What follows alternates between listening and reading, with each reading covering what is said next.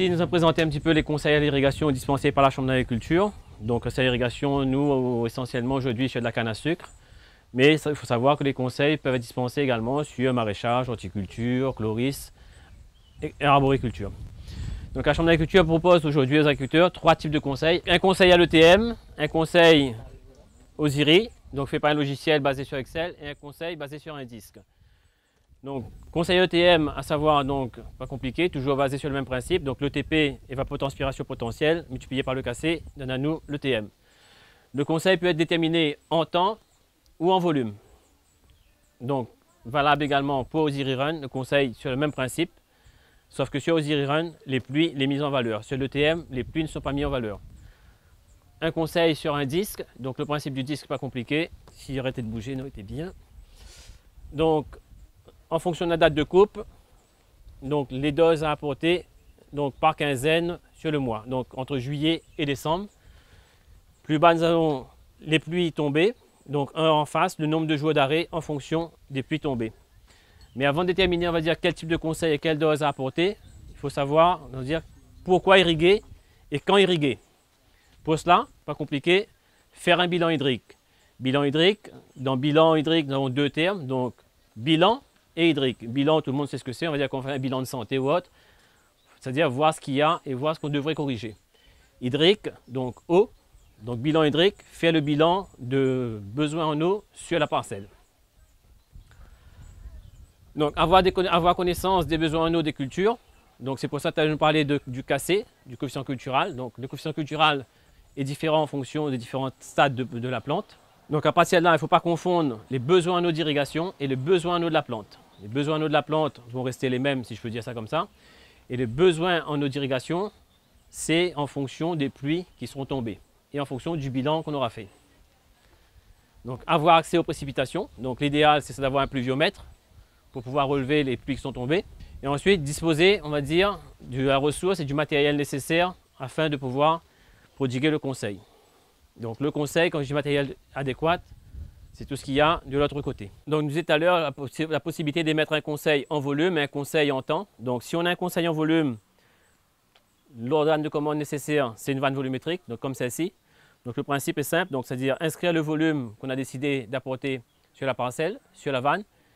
Et lorsque le volume sera transité, la vanne s'arrêtera tout seul. Donc si nous avons un conseil d'apporter une dose de 100 m3 par exemple, donc on place le compteur sur 100 m3. D'accord. Et ensuite, lorsque la vanne, les 100 m3 auront transité par la vanne va s'arrêter tout seul. Donc d'ici 5 à 6 secondes.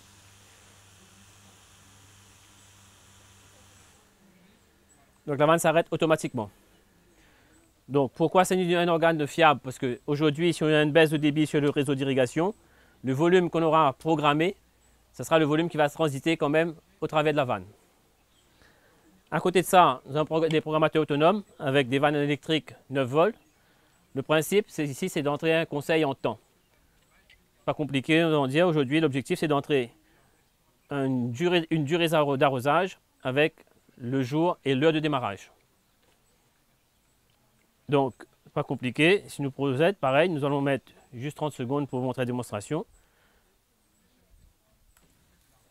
La vanne déclenche. Lorsque le temps d'arrosage s'écoule, la vanne s'arrête.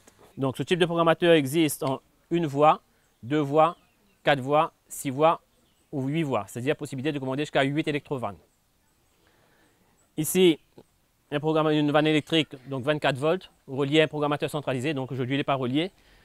Possibilité ici de relier jusqu'à 32 électrovannes, pour commander. Inconvénient des 2 systèmes, on va dire, c'est au niveau du câblage, un peu plus cher. Investissement à faire, ici on est aux alentours de 450-500 € sur la vanne volumétrique. Cette vanne-là, on est aux alentours de 200 €. Ici, on est aux alentours de 70-80 € avec un investissement de 500 € sur le programmateur.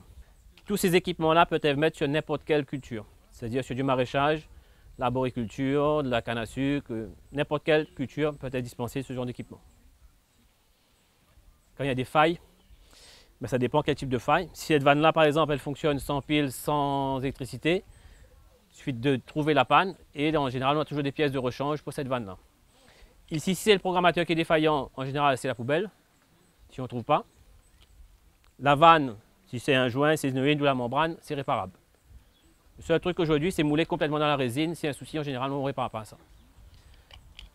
Ici, ce type de programmateur, en général, on trouve toujours une solution de réparation. Sur les vannes, hormis la membrane sélénoïde, pas trop de soucis de général de panne. Des tuyaux derrière, ça en fonction de la culture qu'on aura à mettre en place et en fonction du débit et de la pression disponible, le choix sera fait. Ce système d'arrosage là, par exemple, il ne peut pas être mis sur n'importe quel type de culture. Ça, on ne met pas sur des agrumes, par exemple. Sur de la canne à sucre non plus. Sur du maraîchage, type salade, ça oui. Aujourd'hui, on a deux types de systèmes d'irrigation que nous mettons sur la canne à sucre. Soit de la couverture intégrale, vous êtes tous les arroseurs que vous voyez dans les champs de canne, donc en maille 17-17, ou soit de l'irrigation en goutte à goutte enterrée, avec une maille de 1,5 x 0,6, c'est-à-dire 1,5 m entre les rangs de canne et 0,6 m entre les goutteurs. Chaque système a son avantage et son inconvénient, mais bon. Le plus utilisé aujourd'hui, à mon avis, c'est celle-là. À ce jour, c'est ça. À ce jour, c'est ça, pour une question très simple, hein, c'est une question de coût. Ça, souvent, il faut de l'électricité ou du solaire. L'électricité, pas tout le monde en a d'un champ de canne. Le solaire, il est excessif. Et ça, il est assez cher. Il est assez cher. Sur un investissement comme ça, nous pouvons obtenir 2 fois ça. Pour moi, le meilleur, c'est celui-là.